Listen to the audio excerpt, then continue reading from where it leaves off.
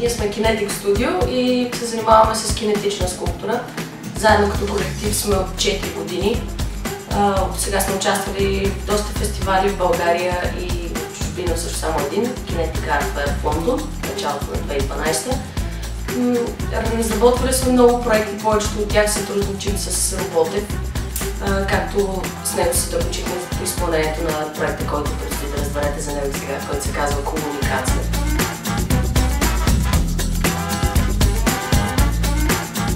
Ще ви разкажа по-подробно за проекта Комуникация.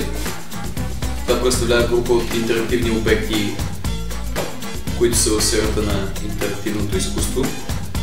И всъщност става дума за комуникацията между човек и изкуство, изкуство-природа.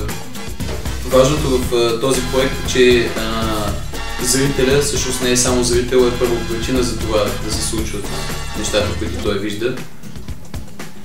От страна на комуникация ние сме се грижили за това тя също да въздейства достатъчно добре на зрителя, като освен чрез промяната на формата, движението и така нататък, тя въздейства и чрез светлина, и чрез звук, и в зависимост от това къде точно се намира около самите обекти и на какво разстояние, колко е близо, колко е далеч, се случват различни неща.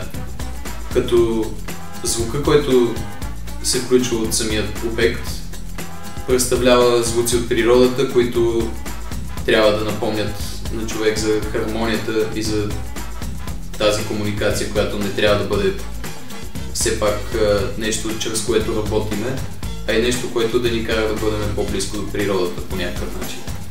В колоната има доста електроника. Мозъка е една платка Arduino, която приема информацията от звукови сензори. И на базата на тази информация разбира дали близо до обекта има някой, дали се приближава, дали седи отпред, дали си тръгва. И въз основа на тази информация микроконтролер ще взима решение как да се движат колоните. Също те ще се задвижат от едни линейни актуатори. Освен движението на колоните ще се командва и един MP3 модул, който ще свири, и ще има и светодиодно осветление, което допълнително ще помага за атмосферата.